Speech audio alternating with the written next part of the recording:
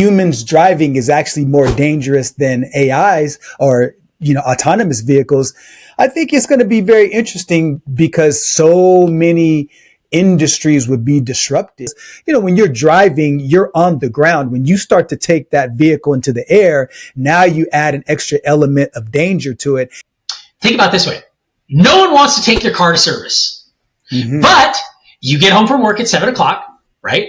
And guess what? You put your car in service mode, and then that bad boy at 2 a.m. or whatever, at 8:00 at night, backs itself out, drives itself to the dealer, and that thing gets serviced overnight. And then guess what? You wake up to go to work at 8:00 tomorrow morning, and your car's back in the driveway serviced.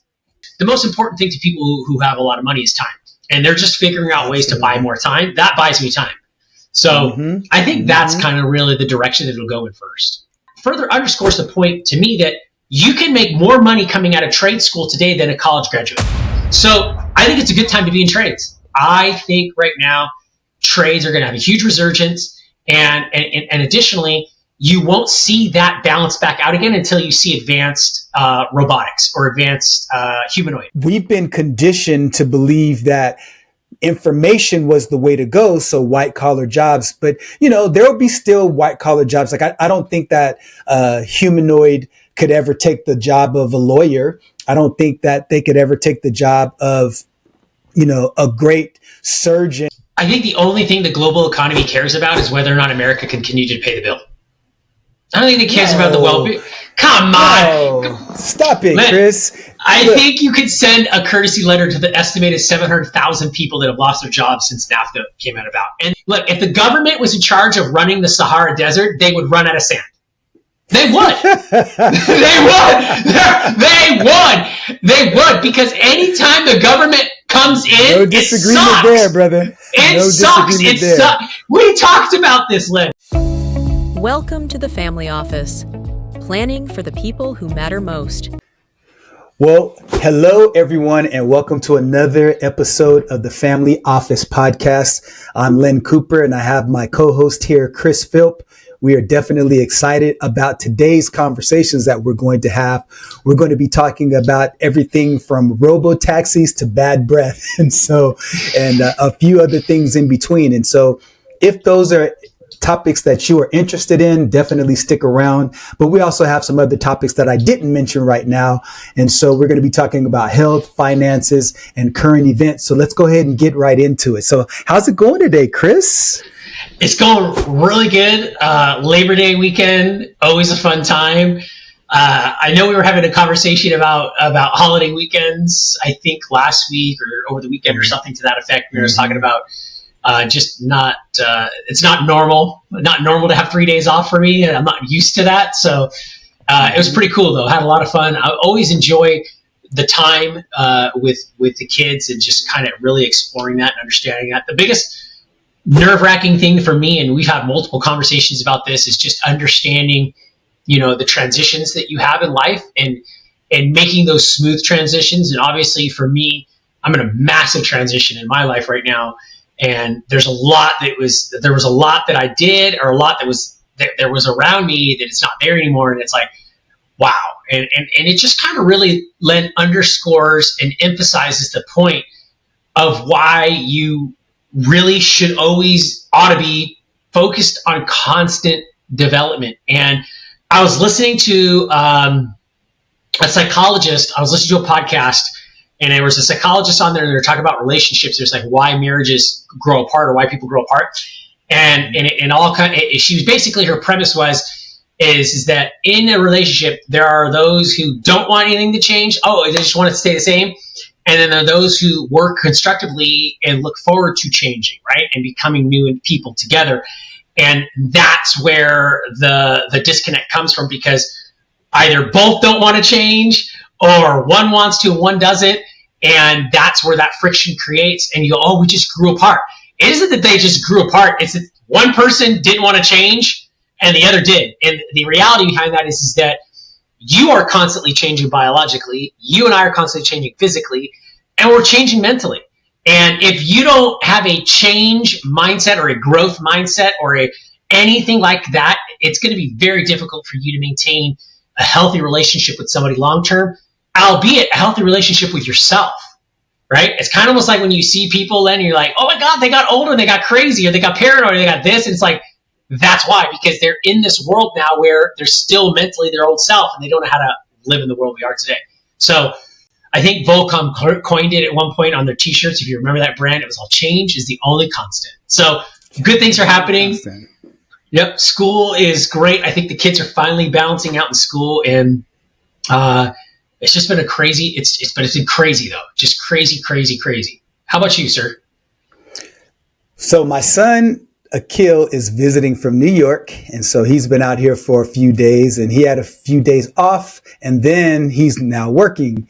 And so yesterday on Labor Day, we took some time and went to the movies together and watched Fantastic Four. And it's a pretty good movie. I was actually surprised because Marvel does a really good job of tying in adult themes and children's themes and melding them together so it can be a family event where it's not just the parents, they're bored and the kids are loving it, or vice versa.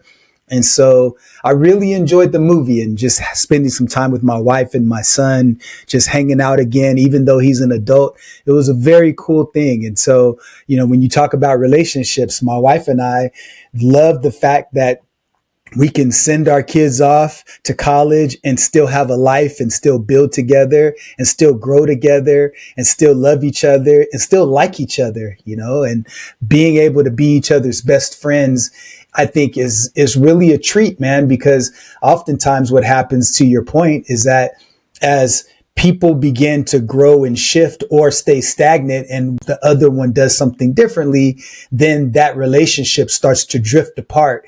And it's so subtle and it's so slow. And then, all of a sudden you find yourselves miles apart, ready for a divorce. And that's what ends up happening more often than not. So, so I really say all of that to say that in any type of relationship, it's so, so important to both have a growth mindset.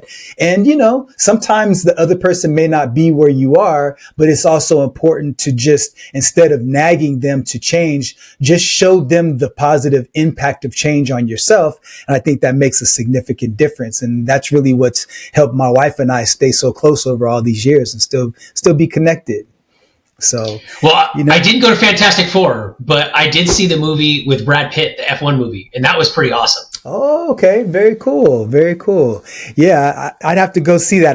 That would be a great movie to see in 4DX, where you've got all of the, have you ever been to one of those movie theaters before? I've never been to one of those. Oh, brother, you have to do this. Okay. So it's called 4DX. And so if it's snowing, you can, like snow. Stop it. Will fall inside of the movie theater, or if you're making a turn or going over some type of bump, your chair moves along with it. And it'll even, if you can elect to even have water squirt in your face in different appropriate scenes. It's the coolest experience. You definitely want to do it. And the cool thing is that a lot of times, a roller coaster will be over in a minute or two. You've got a 2-hour movie that you can experience. So absolutely, definitely you want to do that for sure. Interesting. No, I've never heard that. I did go on this thing in Vegas, not last year. Was it last year? 2024. Yeah. I did go to this thing in Vegas in 2024, and it's like, it was cinematic 4Ks or 8K views of like the pyramids, like, nature scenes. And as you're going through it, you're actually flying in this dome, and it does that effect in the water spray, but not obviously a movie, not a feature-length film or anything like that. So, yeah. It's that concept, but through a feature-length film. And of course, you don't have the same degree of movement. It's just your chair, but you still get the same effect, especially like a movie like Formula F1. That would be a great movie. So I went to go see Maverick in 4DX. It was amazing. Yeah, it was with great. Mel Gibson. Very cool. Maverick with Mel Gibson. With Tom Cruise. Oh, okay. The movie was sick. It was sick, man. So you definitely look up 4DX theaters. So, well, I want to see Jaws. That's the one I saw. I want to see Jaws in 4DX. 50-year anniversary. Huh? Yes, but if you do get a chance to go see, and I can imagine, to your point, the 4DX. If you get a chance to see the F1 movie, I haven't seen a movie in a long time where your heart starts like, oh my God. Like, and you just, and it wasn't so much that it's like exciting, but because the scene and how they portrayed, him winning and him accomplishment and that kind of deal. So yeah, it definitely is a man movie. I think, not to be sexist or anything like that. I'm not going to apologize if I am being sexist, because right. I mean, you don't care about my feelings. I'm not going to care about your feelings, but at the same time, you know what I mean? It's definitely a good movie. It's a perfect segue, man, into our conversation about cars, man. So I want to get your thoughts. So check this out. So the future of driving is up for grabs. As you know, you've got Tesla on the one hand and you've got Waymo on the other hand, and both of them have differing types of technologies. And so, man, I'm very curious, considering the fact that you went to go see F1 and, obviously it's a different type of car, but what are your thoughts about Waymo versus Tesla? Well, I mean, this has been coming for a long time. I mean, I remember 20, 30 years ago, I might have to say more than that now. I might have to say, 30 years ago, not 20 years ago, when it was like, we're going to have flying cars in the year 2000, because 20 years ago, I'm still 20, right? Or 22 or 23 or something like that, right? But I remember that. And you probably remember that too, where it was like, we're going to have flying cars by the year 2000, and it's going to be like the Jetsons and all this stuff. But the reality is it never happened that way, right? It hasn't happened that way. And I mean, we could talk about really the various political reasons on why that happened. Big oil, all that stuff. Energy is the biggest issue the energy production and creation is the biggest issue that we face, I believe, and most people most educated or informed people would say human beings or civilization is facing is production of energy, right? And possibly, quite possibly clean water, but that gets solved with energy production. But realistically, it's been up for grabs for a long time. And I think that, and this has been my thought for a while, is that I think that gas powered cars are not going to go away for quite some time. But I think just as a technology, that is a very legacy technology at this point. I mean, it's definitely going to go away. You see a lot of high tech, like F1, there's a lot of battery and a lot of electrification there. So I definitely think that that's going in the right direction. I mean, Elon Musk has said that, and by the way, I'm not an electric vehicle fan. I've driven all of them. I've driven electric BMW. I've driven electric Mercedes, Tesla, all of them. I'm actually going to go test drive a Rivian because I want a truck and a pickup truck. And I think that's the best way for me to get a pickup truck is to get an electric one. Have you seen those? I think they're pretty sick. They're very nice looking. Very nice, right? So I'm like, that could be a segue for me, but I definitely think gas powered cars will eventually become nostalgia. It'll become, or not nostalgia, but it'll become a premium. Like it will flip in a way that if you have a gas powered car, you're wealthy or you're well off. In order for you to have a gas powered car, you have to have a lot of money.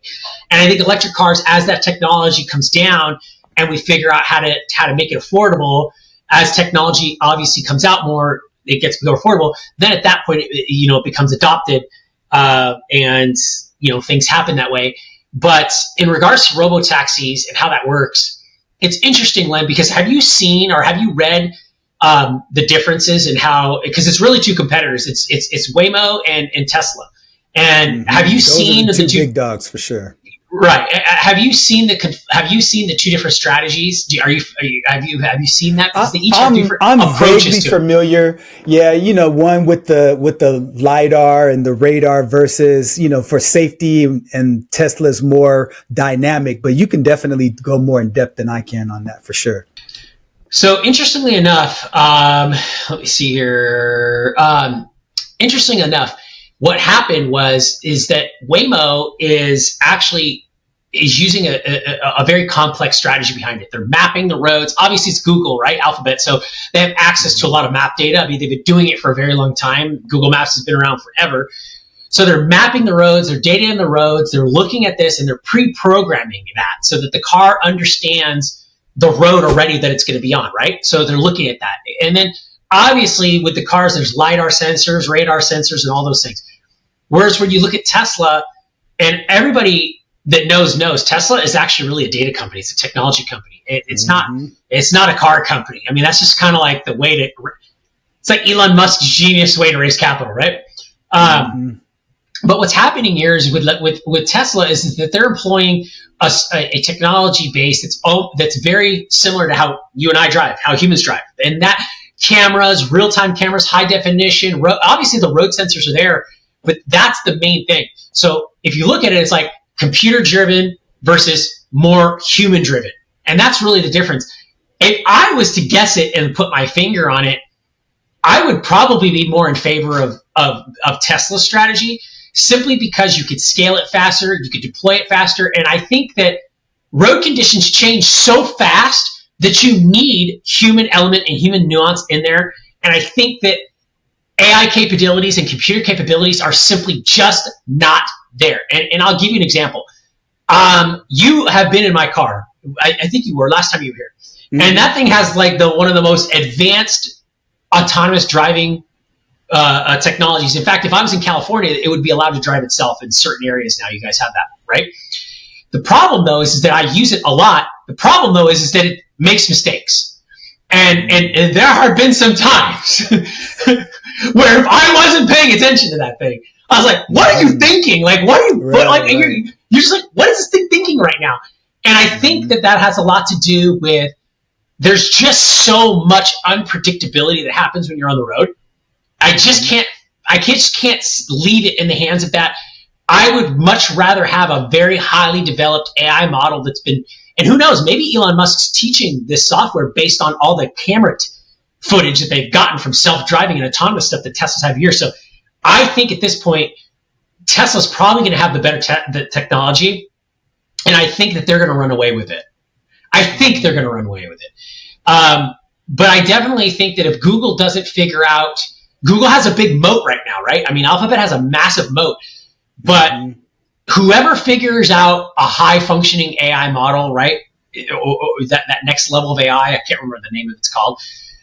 Whoever figures that out first is really the winner, I think, because that is really what it's going to take. You need as much human nuance as you possibly can, because there are certain things that when you drive a lot, and you go, yeah, if you're an experienced driver, And I don't think the computer can figure that out. And I think Tesla has it because the computer's already looking how humans drive on the road, just because Tesla's been driving with that tech forever. Yeah. Yeah. Where my mind goes when we talk about this topic is, I wonder how Uber is looking at these developments, and Lyft and Yellow Taxi and every single truck driving company that's out there, because if autonomous vehicles actually become something that actually works and has been proven, because no matter what, there's lots and lots of accidents, and studies show that most of those accidents are human error. And so if we can find a way to reduce and eliminate that, and really create case studies where it's empirically discovered that humans driving is actually more dangerous than AIs or autonomous vehicles, I think it's going to be very interesting, because so many industries would be disrupted.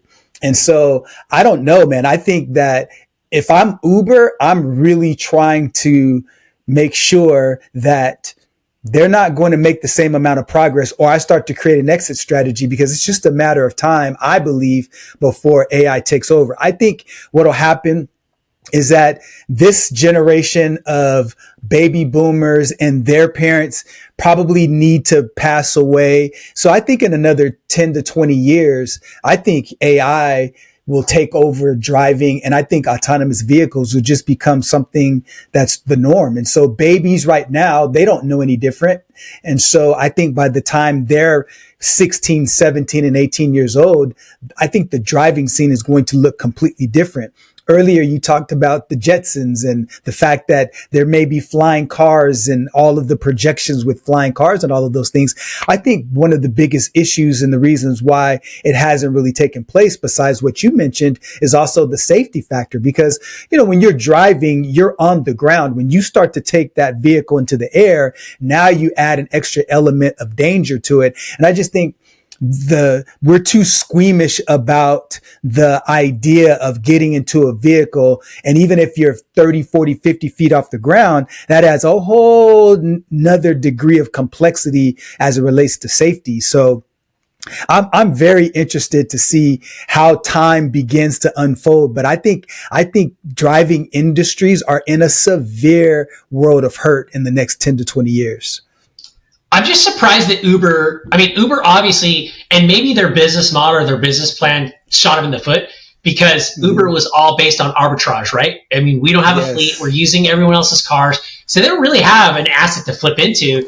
For me, if I'm Uber, I would be thinking of some type of way, and I don't know, maybe the software, maybe their technology could be bought or purchased. Or look, if they don't develop something at this point, Uber is going to get bought. Like Uber would get bought by a Google or a Tesla or maybe even Apple, right? If they step into the game. But I think that you're reaching that point where you might see something like that happen. But the problem I see, though, is that if self-driving cars are available today, I would not want to only be restricted to the fact that I have to get a RoboTaxi. Or you get what I'm saying? Yes, I want to drive my car. I'm a driver. I agree. I'm a driver. 100%. I'm a driver. And I think you are too. Absolutely. I would not feel comfortable getting into a car where I don't have the ability. Like I even have cruise control in my car, as we all do. How many times out of 100 do you use cruise control, even when you're on the open range? I only use cruise control if I'm driving. Like, for example, the last time I used cruise control was when I drove to Arizona. That's a 20. You're driving cross country. Yeah, it's like an 18-hour drive, right? So that I'll use it for. But alternately, no, I wouldn't. And like I said, I have the cruise control that will stop on its own, change lanes on its own. You know, to me, it's like I want to drive. I want to drive the car. So where I think it makes the most sense, and this is the irony of it is, it makes the most sense in the ride-hailing sector, like Uber. It does. So to me, it's almost like, what good is Uber? They don't have assets to buy, so they have a good technology, so we don't have to reinvent the hailing technology, the mapping and location technology. We just have to put that in our RoboTaxi. So take Uber's, IP, buy it from them, deploy it so that we don't have to do that into, our RoboTaxis, like for example, Waymo or Tesla. And now you can ride hail and you don't have to pay a person to drive it, the car. And I know that looks like, oh crap, because there's like 400,000 rideshare just in LA or California. Oh, yeah. There's like 400,000 rideshare employees or workers or contractors, so to speak, for Uber just in California. So, as much as you want to love California, I mean, they're going to probably be this. I think the workers are going to be in a world of hurt. And I think also Carvana's been having some issues financially too. And I think that type of a model where you have a vending machine type of a setup would probably take off if drivers were no longer needed for cars, because you need to have a place for all of these cars to be, because, no matter where you go, every single car is not going to be on the road 24 hours a day. You're going to have peaks and valleys in terms of the amount of traffic that flows. And so I just think that there may be an opportunity for them to take advantage and say, hey, listen, we already have the model where you can build up and we know how this works. You don't have to worry about cars, imploding on each other and all of those things. I think that's another opportunity for them to think about as well.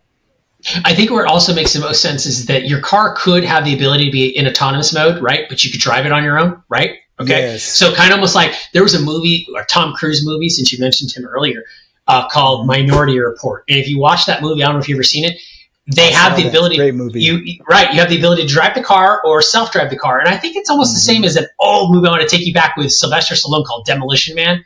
And you remember that movie? It had Sandra Bullock in it. It was a great movie, right? And you watch that and you go, okay, cool. I think that makes the most sense. And here's why I like it for efficiency. Think about it this way. No one wants to take their car to service. But you get home from work at 7 o'clock, right? And guess what? You put your car in service mode. And then that bad boy at 2 in the morning or whatever, at 8 o'clock at night, backs itself out, drives itself to the dealer. And that thing gets serviced overnight. And then guess what? You wake up to go to work at 8 o'clock tomorrow morning, and your car's back in the driveway serviced. And they chart, and they guess what? They ping your XRP wallet. Bam! Awesome, right? That to me is where it makes the most sense, because you could alleviate a lot of traffic that way. You can alleviate a lot of unnecessary. Oh, I got to go to the dentist. I got to go to this. Or not the dentist. I got to go to the dentist for your car, right? I got to go to this and this and this and this and that. So to me, that's where I would start to see that being more appealing. To me is like, for example, I have to take my car in for service next week. I don't want to do it. I don't want to drive down there. It's going to take an hour of my life to do that. And I don't want to do it. I could be doing something else. So, and I think that that's going to appeal to higher net worth people and more because the most important thing to people who have a lot of money is time, and they're just figuring out ways to buy more time. That buys me time. So I think that's kind of really the direction it'll go in first. Yeah, it's going to be interesting because I agree with you that looking at the automotive industry, looking at the car, taxis, rideshare industry, so many of those industries are going to get disrupted. But I think what will happen, to your point, is that as time goes on, there will be more and more examples of how that type of technology can be used to give us back our time. And as that begins to increase, so will our acceptance of it and our adoption of it too. Because I wouldn't mind allowing my car to go somewhere without me to get serviced, get my tires done, get my engine fixed, get my oil changed.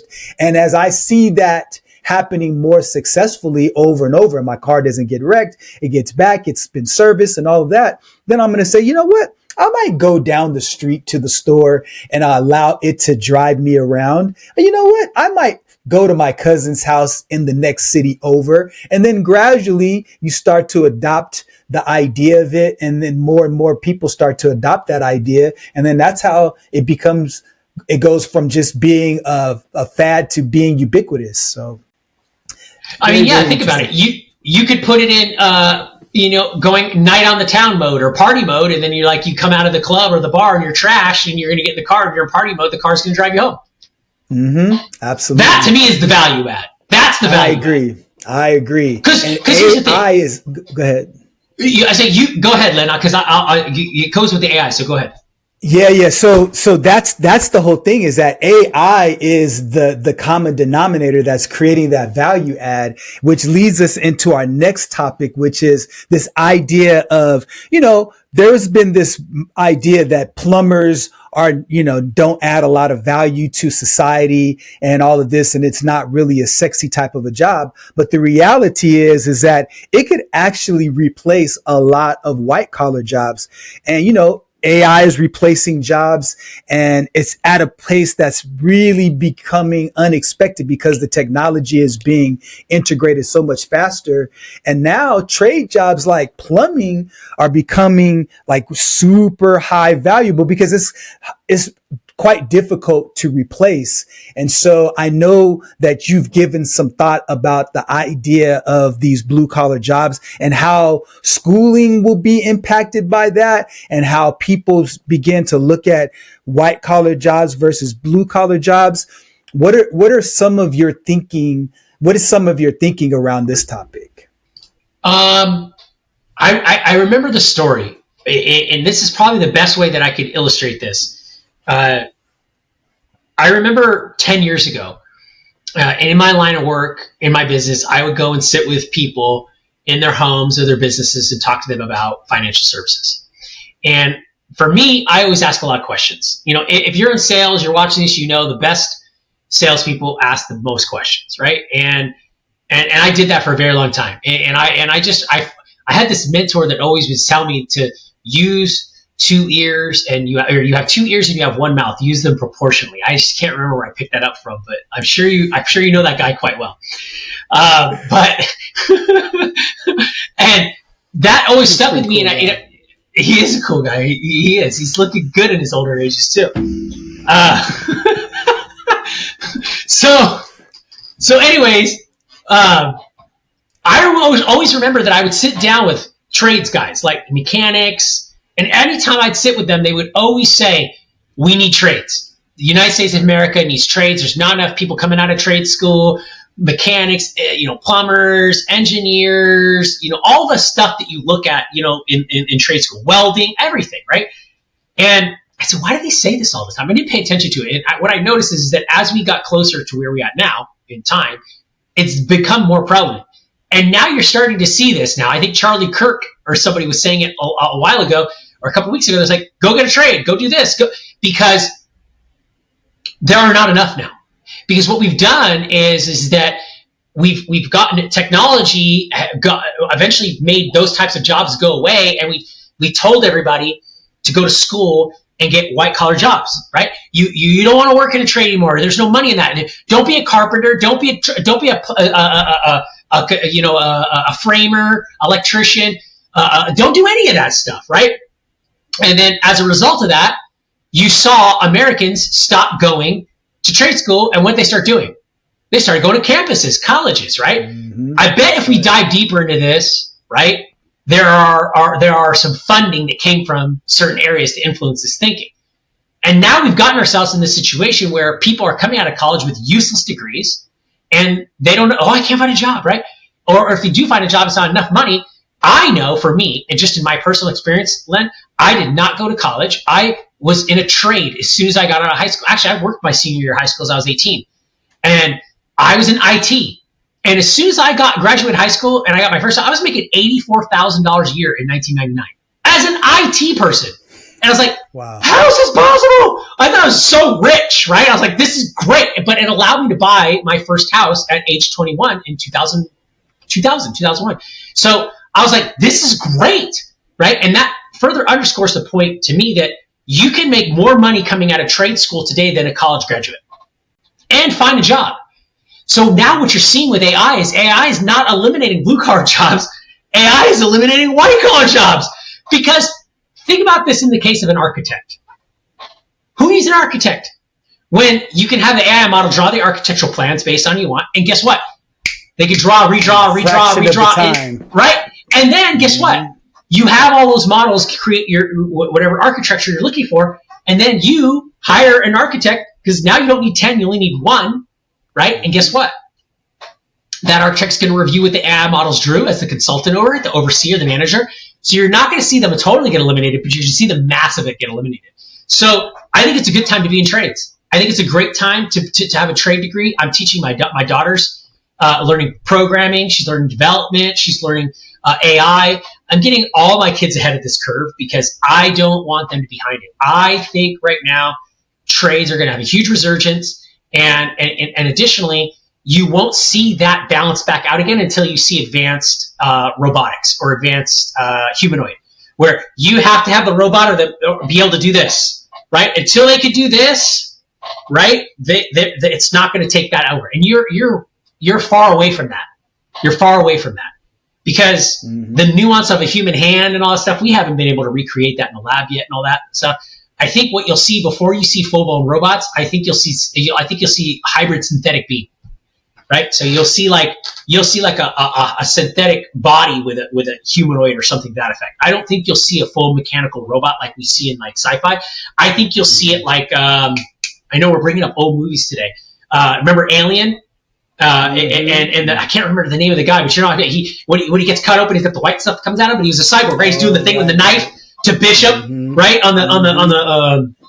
Yeah. I think that's the direction it's going to go in. I think that's going to go. You're going to see hybridized or biological synthetics. I think is the way it's going. But I think that is going to, trade school is really where it's at right now. I would send my kids to college right now. I'd send them to trade school or start a business in AI. Yeah, I think that, like we've talked about in other episodes, there's an evolution that happens in the workplace. And the point that I was going to bring up that you really touched on is that we're a long way away from humanoids actually being able to manipulate objects and work with dexterity. And so trade jobs that have a local flavor to it, where I have to physically go to someone's house and service it. I have to physically go to the freeway or the bridge and fix that. I think we're a long way away from mechanical objects taking over that. And I think what happens is that we've been conditioned to believe that information was the way to go. So white collar jobs, but there will be still white collar jobs. Like I don't think that humanoid could ever take the job of a lawyer. I don't think that they could ever take the job of, a great surgeon to have a conversation with that person, even though I think there's going to be more of a merging between man and machine before they completely take over. But I think what we need to be doing, just to add a practical flavor to this segment, is we need to be talking to our kids about looking forward to this thing. Okay, don't think about what the job market looks like today. think about how it could evolve and completely change in the next 5, 10, 15 years. Where is the ball going? Not where the ball is. And so to your point, if I'm thinking about having children at this age, if I'm, in my 20s and 30s, I'm thinking about sending my kids to learn how to do something with their hands. That's higher level thinking, where you have to have a level of intelligence, where you have to be able to diagnose a problem dynamically and right on the spot. You can't just teach somebody how to do that. You've got to take time to learn from first principles how that particular area works. Like, for example, if I want to have a child who becomes a mechanic, I can have other mechanical instruments at my shop and I go hire them, but I'm the one that provides the service. I'm the one that provides the oversight. If I want to be a plumber, I've got to be able to understand how to diagnose different elements within, the plumbing systems and all of those. Electricians, same thing. And so I think that we've got to be very intentional about how we teach our children how to look for jobs, because the jobs that exist today won't even be around. Like people that are in computer science, in 4 years, their degree is obsolete. So we've got to really start thinking about that. And the last point that I'll make is that now with technology growing and proliferating, the rate at which change takes place is much more significant, because now instead of a job being replaced or a major being obsolete every 4 years, now it's going to be every 2 years. Eventually it'll be every year. So I believe that the spoils will go towards people that are forward thinking, that understand concepts globally from first principles, where they can identify where the trends are heading. So I'm, like I said, very, very interested, but also concerned, because, we've talked about this in the past, where fewer and fewer jobs will be available for people to do. And I'm just hoping that other types of ways to earn income will begin to emerge and grow and flourish. So, interestingly enough, the U.S. plumbing industry is on pace to reach $169.8 billion in 2025. That's up 3.2% over the past 5 years. It just goes on and on for all of these. It's technology, workforce, electrician, every single one of these. It's crazy. It's just crazy to me. If you look at the numbers for electrician, the demand is there. And this is where I don't buy into the BS of, it's getting a little sideways here, but this is where I don't buy into. We talked about this. This is where I don't buy into the BS of, and I've seen this, by the way. I don't know if you've seen it in California, but I have definitely seen it in Texas. And what I mean by that is that stuff is not being done as fast, like construction projects and stuff like that. Stuff's a little bit slower. I'm sure you're seeing that in California. I see it a lot in Texas. I don't care. And because the reason I don't care is because there's temporary pain to cut the fat. And what I mean by that is illegal immigration and things like that, where people, oh my God, if you deport these people, no one's going to do the job anymore. You're right. But that allows people to get retrained on it. For example, construction industry. We all know construction industry is dominated by immigrant workers that are undocumented, right? Majority. You can look at a lot of that study.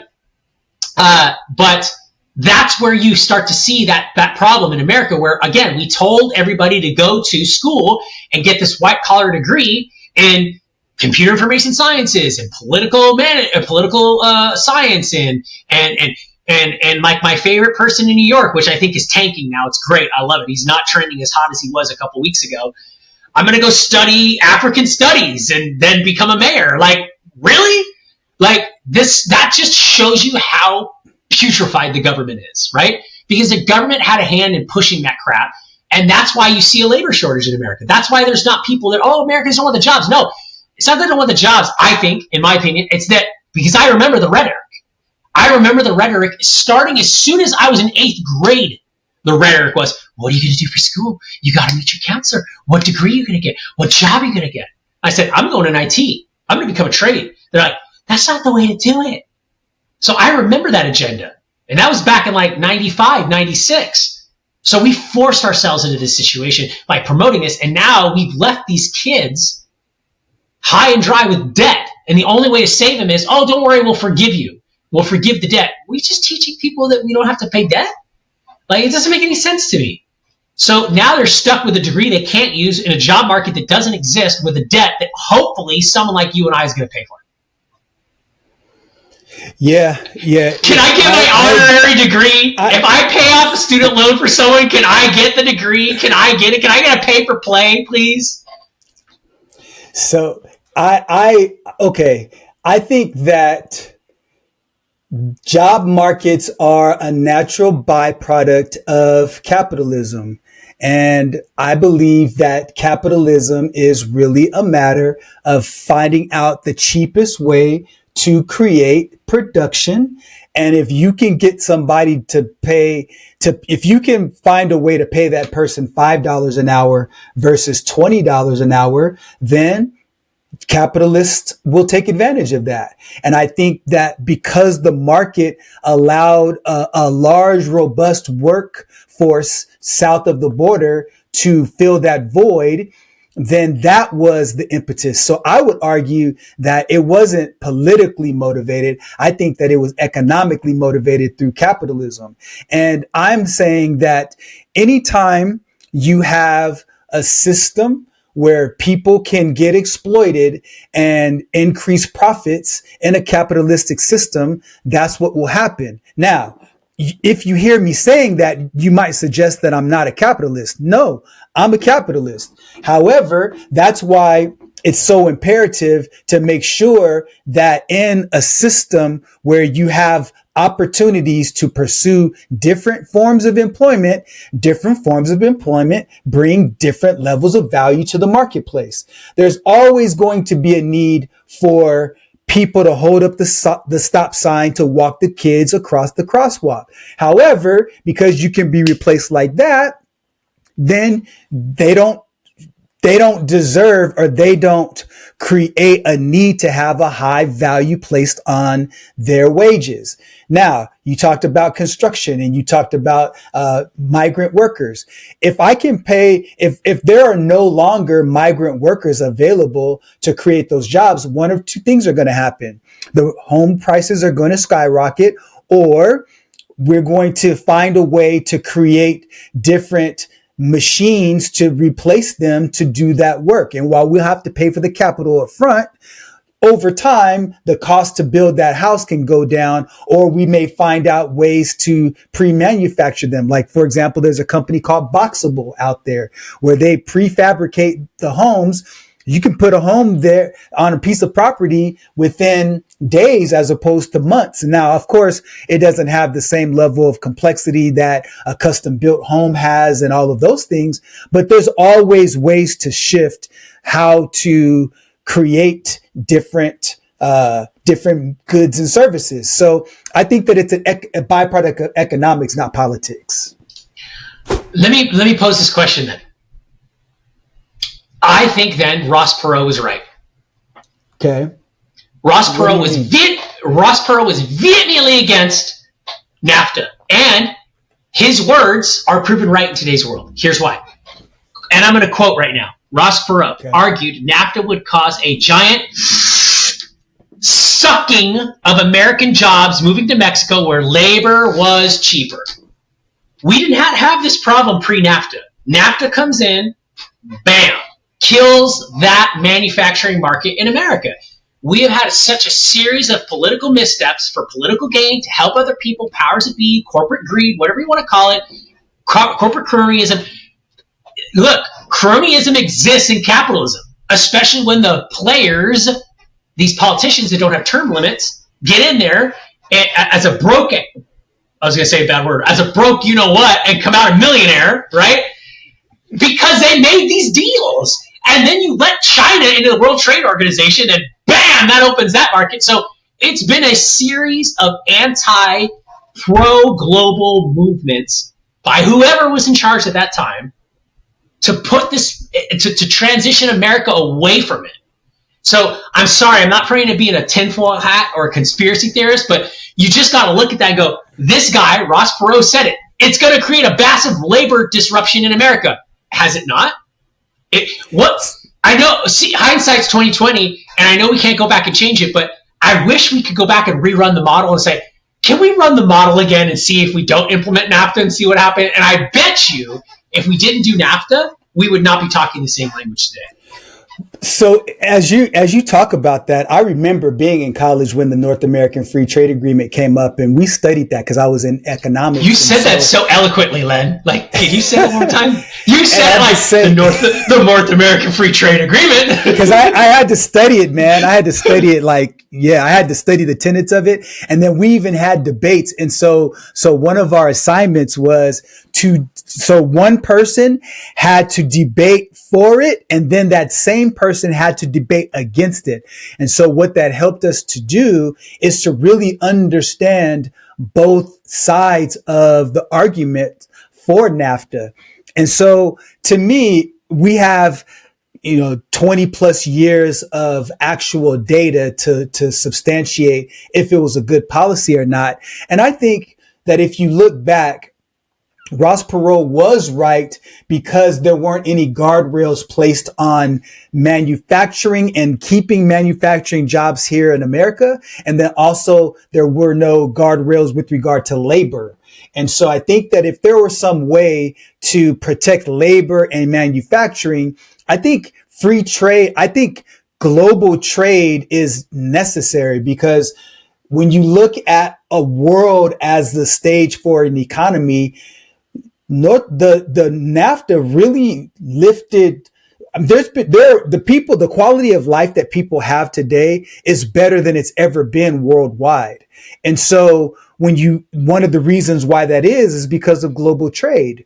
And so when you have highly effective manufacturing companies and manufacturing sectors.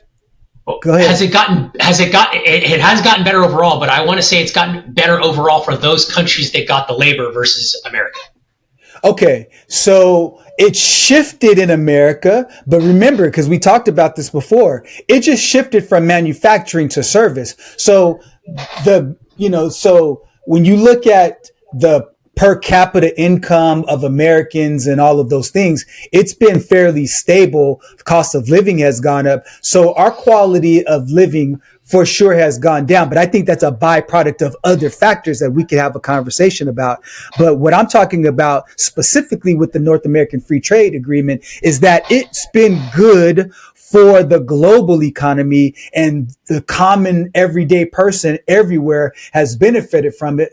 Also, people in America have benefited from it. And so when you look at the cost to be able to trade goods across different borders, the lower those costs are, it makes it better for everybody. However, having said that, to your point, I think there needs to be certain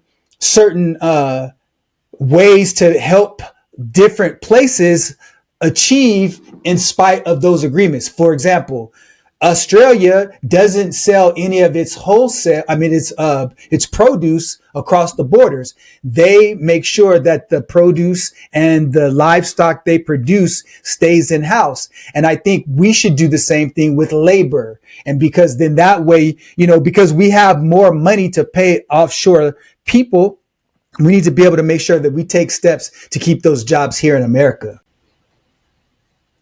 I think the only thing the global economy cares about is whether or not America can continue to pay the bill. I don't think it cares about the well-being.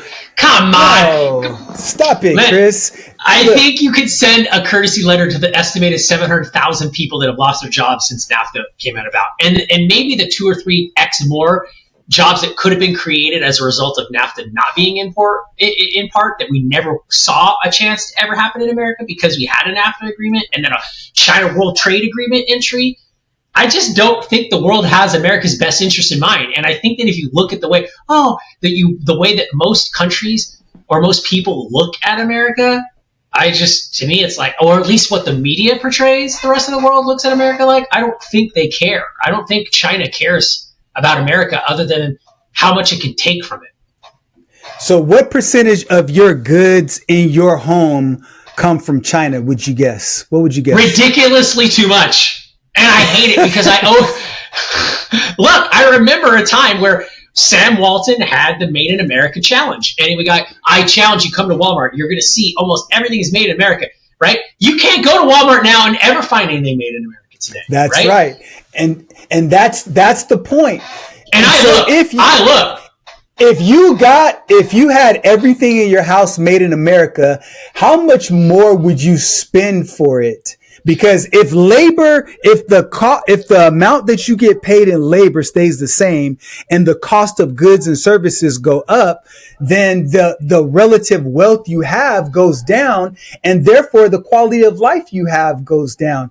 And so because other people are getting paid $2 an hour and $10 a day, you can buy the stuff you enjoy and have the lifestyle you have because somebody paid less for it. I'm not saying it's right. I'm not saying it's wrong. I'm just saying that's how it is. So you can't have your cake and eat it too. You can't say, hey, I want to pay, because even with our own meats, government supplements that, chicken and beef would be 3 and 4 and 5x more if the government didn't supplement the cost of that. And so instead of paying $3.99, you're paying $12, $13, $14 per pound for meat. And so every rule and policy has an effect. And to your point with the North American Free Trade Agreement, jobs were lost. That's an effect. But the benefit that you get to enjoy is the ability to be able to buy more stuff. I don't get it. My mom and dad bought a Bronco 2, Eddie Bauer, and a Corvette before NAFTA, and they didn't have a problem doing that. So I don't understand how NAFTA helped them. And by the way, my mom and dad both followed that: go to school, get a degree, serve the military, which my dad did. And my mom worked for Lockheed Martin, and both of them were college educated. But again, they're both baby boomers, but again, that's a totally different economic time before NAFTA, before World Trade. So I think that your argument's good, but I think that you can't make that argument today because you don't know what those prices would have been like had we not implemented that. I argue that we wouldn't have exorbitant prices because we have so much economic productivity and so much surplus that a basic law, supply and demand, would regulate that price down. I don't think because when I hear that, it just kind of, to me, sounds like the championing the cause of the government, getting involved. And anytime the government does anything, look, if the government was in charge of running the Sahara Desert, they would run out of sand. They would. They would, because anytime the government comes in, no disagreement there, brother. It sucks. We talked about this, Lynn. How awesome is it to go to the DMV? It's horrible, right? Terrible. Terrible. It's terrible dealing with any government thing. Okay, I agree. But I understand, and I know we need to move on. Hey, Chris, it's been a great conversation. I know we had another topic on the docket, but I know it's getting late in the day. So we'll table that till next time because I'm looking forward to having that conversation. Yes. And, yes.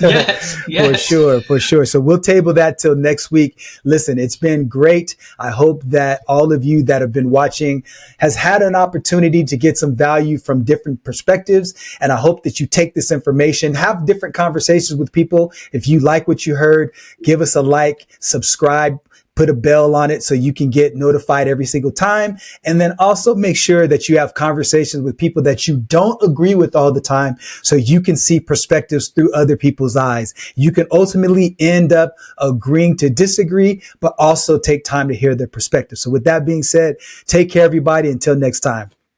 Conversation has given you clarity on your next steps. Please share this episode with someone who's walking the same path. Don't forget to like and subscribe so you won't miss future episodes. And remember, planning ahead isn't just prudent, it's an act of care. Thanks for joining us, and we'll see you next time on The Family Office.